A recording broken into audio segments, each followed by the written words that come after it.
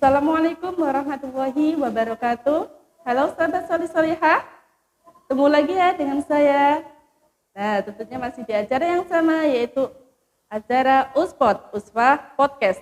Nah, untuk sahabat solih-solihah yang belum subscribe channel kami, bisa di-subscribe dulu ya. Channel kami yaitu Al-Uswah Jatirogo. Nanti bisa di-subscribe, di-like, dan di-komen. Hari ini saya kedatangan tamu yang sangat istimewa, yaitu dari Ketenaga Kesehatan, yaitu Dr. Atoin Nasir. Beliau ini tinggal di Desa Sidomukti, Kecamatan Kenduruan, dan beliau ini juga sebagai dokter sekaligus Kepala Puskesmas Kecamatan Banjar. Nah, untuk putranya sudah 2 dan istrinya 1. Satu aja nggih, cukup. Putranya 2 yang besar, yang kakaknya muslimah dan adiknya muslim. Kakaknya juga sekolah di lembaga kami yaitu di TKIT Al-Uswah Jatirogo. Riponnya kemarin Mbak Halwa habis video, rekaman, hafalan. Untuk videonya sampun dilihat. Oke, baik. Assalamualaikum warahmatullahi wabarakatuh. Selamat siang, Ustadzah Utaro. Jadi kemarin saya sudah sempat melihat Mbak Halwa di podcastnya kemarin. Saya kira cukup bagus ya, dari sekolah mengadakan seperti itu. Nanti kedepannya saya harapkan nanti semua siswa bisa digilir. Jadi tidak hanya 1-2 orang saja yang ditampilkan. Jadi biar semua potensi yang dipunya oleh anak didik bisa ditampilkan secara maksimal. Kemarin saya lihat baru 1 sampai 2 orang ya, tidak salah kemarin ya, 2 orang. Anak, itu nanti kan bisa ditampilkan semuanya, jadi surat-surat pendek bisa dibagi per anak, nanti ditampilkan semuanya, jadi bisa jadi nilai plus untuk Al-Uswah sendiri. Itu. Terima kasih ya atas masukan. Sebelumnya terima kasih sudah diundang di podcast ini, merupakan suatu kehormatan buat saya, dan ini saya baru pertama kali ikut podcast, jadi mungkin gimana? Tapi buatan grogi kan, Nggih? Enggak grogi. Gini, untuk tema kali ini kita akan membahas untuk vaksinasi. Nah, sekarang kan marak banget, Nggih, vaksinasi itu. Kan banyak sekali untuk vaksinasi itu kan sebagai syarat. Nah, kita sebagai orang itu seperti kewajiban. Aslinya nggih, bukan kewajiban, cuma apa-apa kan sekarang membutuhkan vaksinasi. Kalau kemana, ke mall atau melamar pekerjaan pun yang ditanyakan apakah sudah vaksin, nah seperti itu. Nah sedangkan banyak banget dari orang-orang desa, terutama orang desa ya nggih, orang desa itu lebih takut kalau vaksin, soalnya mungkin ada salah satu orang yang sudah vaksin panas badannya atau sakit apa gitu. Nah dari situ mungkin mereka takut, aku mau vaksin seperti itu. Nah, untuk vaksin sendiri itu manfaatnya apa, dokter? Ini, jadi vaksin ini kita jangan menganggap sebagai suatu kewajiban, tapi kita harus menganggap sebagai suatu kebutuhan. Kebutuhan, ya. Jadi kita butuh vaksin itu untuk melindungi tubuh kita dari, kalau dalam hal ini berarti COVID ya, dari corona ya. Berarti kita divaksin COVID itu kita menganggap sebagai suatu kebutuhan. Jadi untuk tubuh kita untuk melindungi kita dari serangan COVID itu sendiri ya. Jadi vaksin itu kita memasukkan suatu zat ya. Itu bisa berupa virus yang dimatikan atau dilumpuhkan, dimasukkan ke tubuh kita sehingga merangsang tubuh kita untuk membentuk suatu antibodi. Sebagai kekebalan tubuh. Betul sekali. Jadi dengan terangsang keluaran antibodi seperti itu, diharapkan nanti suatu saat ada virus betulan yang masuk ke tubuh kita, tubuh kita sudah siap. Jadi ibaratnya kayak tubuh kita punya tentara itu dilatih dengan kedatangan vaksin. Dilatih, kemudian saat tentara sudah siap, nanti saat virus corona datang betulan, nanti tentara sudah siap. Jadi tidak kaku lagi. Bisa menahan dari serangan virus corona. Dan tentunya virus ini juga tidak bisa 100% melindungi. Artinya tetap bisa terpapar, tapi gejalanya lebih ringan, Ustazah. Lebih ringan, gitu ya. Gejalanya lebih ringan, atau mungkin bahkan tidak bergejala sama sekali. Jadi beda antara orang yang sudah divaksin dengan yang belum. Misalkan sudah divaksin, dengan kedatangan virus corona, yang sudah divaksin mungkin lebih ringan gejalanya, lebih ringan. Tapi yang tidak divaksin bisa sampai gejala berat atau bahkan sampai meninggal. Seperti itu. Nah, itu untuk salah satu manfaatnya, Ya. Nah, kan pastinya itu ada manfaat. Apakah mungkin ada efek sampingnya? Oh iya, semua vaksin itu ada efek sampingnya. Kita bicara vaksin pada anak bayi pun biasanya anak kecil, anak bayi setelah divaksin juga imunisasi gitu, panas, betul. Jadi setelah divaksin anak bayi biasanya timbul panas 2 hari 3 hari panas. Sama kita orang dewasa pun divaksin COVID, divaksin corona ini juga timbul panas, ada yang timbul panas. Dan itu juga tiap orang tidak sama, ada yang reaksinya sampai panasnya lama, ada yang hanya sebentar, atau bahkan ada yang tidak bergejala sama sekali. Tergantung respon tubuh kita. Tergantung badan tubuh kita, bagaimana responnya. Jadi tidak bisa disamaratakan antara satu orang dengan orang yang lain divaksin dengan jenis yang sama pun juga efeknya berbeda. Ada yang tadi ada yang sampai lama panasnya, ada yang hanya gejala ringan. Sampai ada yang itu nggak terasa sama sekali gitu, hanya suntikan yang lemang gitu ada yang hanya terasa nyeri di tempat suntikan, ada yang sampai 2 hari 3 hari tidak bisa bangun, ada yang sampai itu juga panas. Salah satu efeknya Maksudnya tidak terlalu berbahaya. Tidak berbahaya. Terima kasih dokter. Dan untuk pertanyaan yang kedua, apakah untuk akhir-akhir ini kan untuk pemberitaan untuk COVID-19 itu kan kalau saya dengarnya itu juga sudah sangat-sangat menurun. Apakah itu juga salah satu dampak dari vaksinasi itu? Betul Ustazah. Jadi gini, vaksin ini tujuannya adalah untuk membentuk kekebalan kelompok. Kekebalan kelompok artinya semakin banyak ya orang yang divaksin, nanti diharapkan semuanya orang akan kebal. Nah, kekebalan kelompok ini bisa diperoleh dengan vaksin, bisa juga dari kekebalan alami. Artinya orang yang sudah pernah kena COVID, gitu, itu juga dia sudah punya kekebalan alami.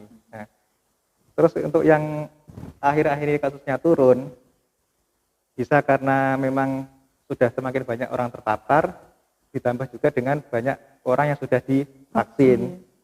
Jadi itu saling melengkapi. Nah, terus di samping itu juga varian kemarin yang pas kasus tinggi-tingginya bulan Juli bulan Juli itu banyak sekali orang terpapar. Itu memang variannya varian Delta namanya, itu memang lebih ganas. Terus saat ini memang karena virusnya terus bermutasi terus sehingga yang menular juga lebih ringan gejalanya, dan juga saat ini juga mobilitas orang lebih tidak sebanyak kemarin. Kan kita turut ke belakang pas bulan Juli itu sebulan sebelumnya musim lebaran. Musim lebaran. Gimana mobilitas orang sangat tinggi. Nah, bisa dari situ juga, dari mobilitas orang. Terus sekarang ini sudah mobilitas sudah tidak begitu tinggi, kemudian juga banyak yang divaksin sehingga kasusnya bisa menurun gitu. Tapi tetap kita harus waspada, tidak boleh lengah. Yang tahu kondisi tubuh kita juga kita sendiri. Betul, harus pandai-pandai menjaga gitu betul sekali. Terus apakah orang yang sudah terpapar COVID sudah pernah gitu apakah bisa terpapar COVID lagi? Bisa. Apakah dengan gejala yang sama atau hanya lebih ringan gitu? Dari beberapa pengalaman teman-teman yang sudah pernah kena itu malah lebih berat gejalanya. Lebih berat? Iya. Jadi pernah ada teman yang pas gejala pertama itu, serangan pertama tidak terlalu berat, yang kedua malah lebih berat. Dan itu juga virus yang menyerang juga mungkin berbeda. Ya, jadi yang sudah mutasi, yang sudah selevel di atasnya tingkatnya, jadi lebih berat gejalanya. Jadi bisa. Orang yang sudah terkena bisa kena lagi. Ya.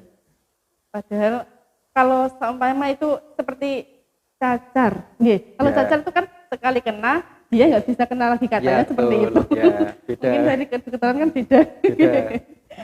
Berarti orang yang sudah pernah terpapar COVID-19 itu pun juga masih bisa kena bisa. Yang penting kita harus bisa menjaga diri gitu Iya, betul sekali. Menjaga kesehatan tubuh kita sendiri. Betul. Untuk biar kita bisa menjaga diri, bisa menjaga tubuh kita, untuk pola makan yang sehat atau pola hidup yang sehat itu seperti apa? Kalau untuk COVID ini dari segi makanan tidak ada makanan khusus yang dianjurkan, tidak ada. Kita makan sehari-hari seperti biasa saja, tidak apa-apa. Mungkin perlu ditambah suplemen itu saja. Suplemen, terutama di sini yang dianjurkan suplemen vitamin D. Vitamin D, ya vitamin D dosis tinggi itu yang dianjurkan. Terus kalau dari makanan yang lain tidak ada, jadi makan minum biasa, makan karbohidrat, makan protein, makan sayur, makan buah, itu sudah cukup. Jadi diimbangi dengan aktivitas atau olahraga seperti itu. Terus untuk kebersihan tetap harus dijaga, tetap harus setiap keluar rumah, masuk rumah langsung mandi, dan kalau bisa sekalian keramas juga. Jadi semua dari ujung rambut sampai ujung kaki terbasuh dengan air dan sabun. Itu cukup ampuh untuk membunuh virus yang menempel di kulit-kulit kita. Yang habis kita keluar gitu kan enggak tahu. Ya, virusnya kita enggak tahu bagian di mana luar gitu kita ketemu dengan siapa, ketemu dengan orang itu penyakit apa tidak gitu. Itu juga salah satu, kalau menurut saya mungkin itu mungkin ada minum yang lebih banyak gitu. Berarti seperti normal biasa gitu. Normal biasa, ya. Untuk kebutuhan air untuk orang dewasa sekitar 2 liter sudah cukup. Ya. Atau tergantung juga misalkan aktivitasnya berlebih ya ditambahi minumnya. Jadi sebetulnya COVID ini ya asalkan kita bisa menjaga dari virus itu masuk ke tubuh kita, insya Allah kita aman. Masuknya lewat mana? Masuknya lewat pernapasan, lewat hidung. Yang paling banyak lewat pernapasan dari mulut dan hidung masuknya. Dan terlalu berbahaya kalau kita sendiri bisa menjaga diri gitu, Ya dibilang berbahaya mungkin berbahaya. Cuma kan kalau kita bisa, seumpama kalau orang sakit, itu orang sakit kan mau makan apapun itu kan juga rasanya pahit, Kalau kita nggak paksa, mungkin kondisi tubuhnya itu kan bisa lebih turun. Dan seharusnya kalau sudah sakit itu harus lebih banyak makannya atau Gitu. Maksudnya saat sedang sakit COVID harus lebih banyak. Ya, sakit apapun kalau saat sedang sakit memang harus memperbanyak nutrisinya. Tapi pada kasus COVID ini virusnya pinter, jadi dia menyerang indera rasa, penciuman dan perasa lidah. Jadi makanan terasa hambar. Itu membuat orang malas untuk makan, sehingga kondisinya semakin drop. Nah, kalau kita tidak memaksa saat kita sedang sakit COVID, tidak memaksa untuk makan, kondisinya akan semakin menurun. Kan ada mungkin dari pengalaman atau cerita gitu, kan ada yang aku tidak bisa mencium, terus tidak bisa merasakan makanan, tapi tubuhnya sehat. Apa itu juga termasuk terpapar COVID? Kemungkinan besar iya. Cuma dia antibodinya lebih kuat gitu, Betul sekali. Atau mungkin yang menyerang itu yang virus yang lemah, artinya yang varian yang lemah. Kan ini juga bermacam-macam sekali, ya. Dan memang sebelum yang bulan Juli itu bagian besar kasusnya itu tidak bergejala. Artinya tubuhnya sehat, tidak terjadi apa-apa, hanya penciumannya hilang, perasanya hilang gitu. Sebelum yang bulan Juli. Terus setelah yang bulan Juli yang kasus yang Delta itu masuk, itu hampir semuanya bergejala. Jadi orang yang indera penciuman dan perasanya hilang itu juga bergejala mengarah ke COVID semua. Yang saat itu yang Ustazah bilang itu orang sehat tapi tidak bisa merasakan, kemungkinan besar iya, di swab pun mungkin hasilnya positif kemungkinan. Ya. Tapi kalau seperti itu, kalau biasanya kan kalau orang itu kan kalau di swab kan takut hasilnya lebih baik kan isolasi mandiri. Betul, ya. Nanti kan juga bisa malah mengurangi gitu, biar tidak campur sama orang-orang atau bertemu langsung sama orang-orang. Nah, ini kan masih banyak untuk orang-orang yang masih takut untuk vaksin, Iya, betul. Bagaimana cara nih biar orang-orang tuh mau gitu divaksin. Seperti kadang kan itu ada tenaga kesehatan yang biasanya kan tiap desa ada, berapa bulan sekali kan biasanya ada. Itu kan ada berapa dosis hari ini yang akan ikut vaksin. Kemarin di desa saya itu ada. Saya malu sama menceritakan. Itu sama sekali mungkin ada seumpama itu ada 200 dosis gitu, Itu yang berangkat pun hanya kurang lebihnya tidak ada 50 orang. Nah, seperti itu kan juga tenaga kesehatannya itu kan juga sudah waktu sudah dibuang seperti itu nggih, mboten dibuang. Sudah merelakan waktunya seperti itu, tapi nggih banyak aja orang yang masih takut dengan vaksinasi itu seperti itu. Mungkin untuk pesannya untuk orang-orang yang masih belum berani vaksin, monggo dokter. Ini itu tadi kembali ke yang tadi saya sampaikan. Jadi vaksin itu kita anggap sebagai suatu kebutuhan. Ya.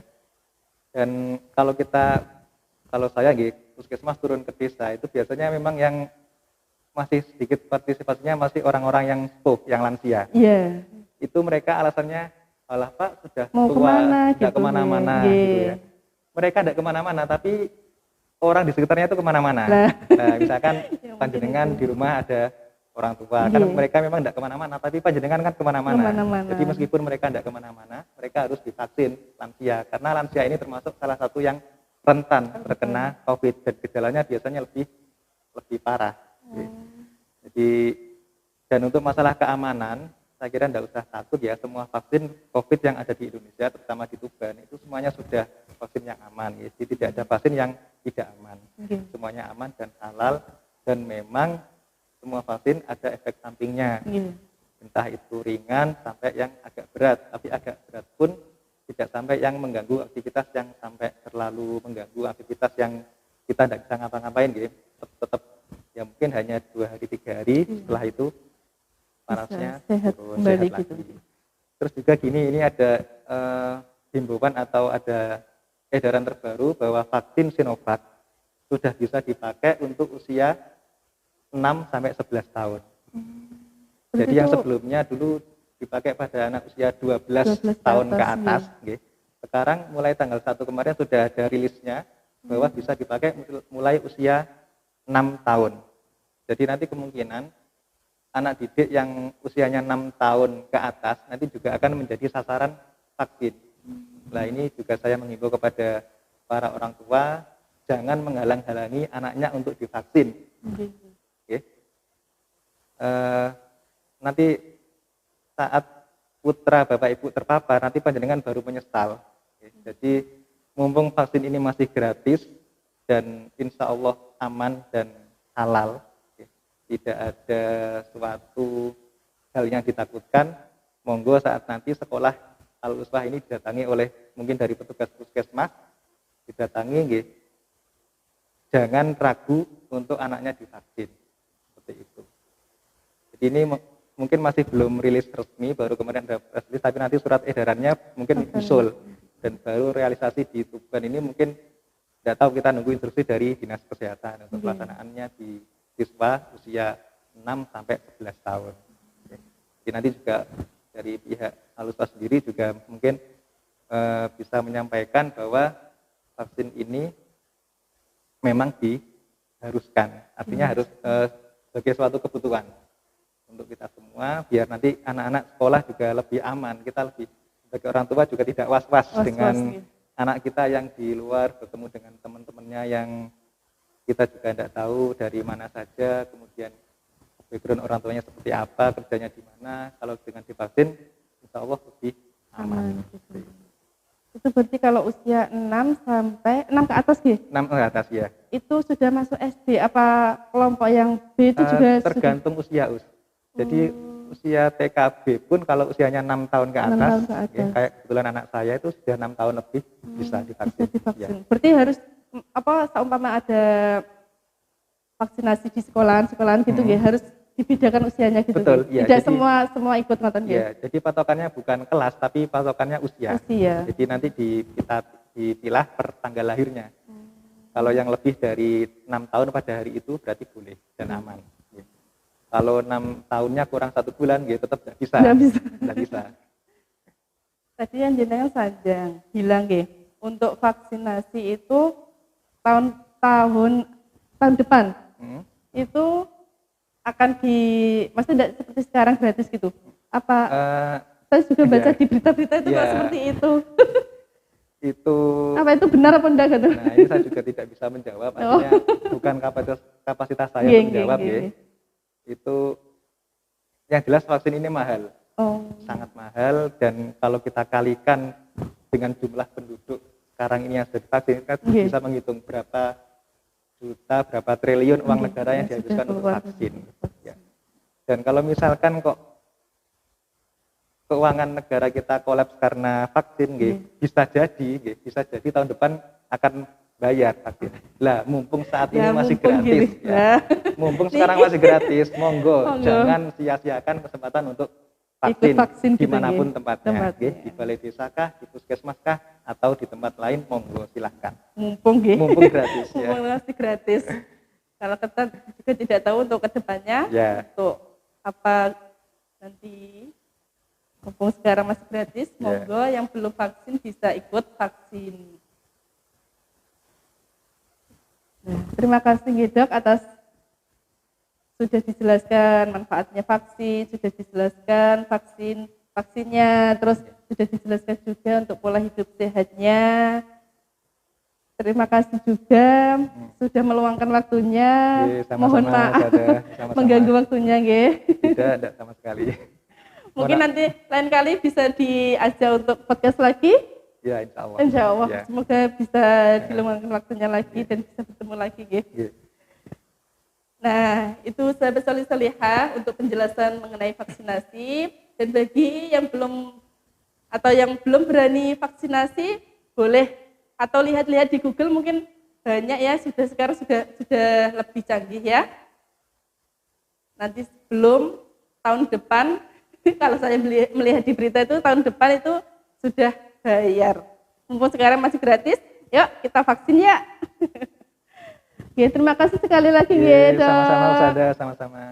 Nah, untuk sahabat solih-solihah, sebelum sahabat solih-solihah sebelum saya tutup pertemuan podcast hari ini, sebelumnya saya minta maaf, mungkin ada salah kata. Nah, untuk bagi yang belum subscribe channel kami, bisa subscribe dulu ya.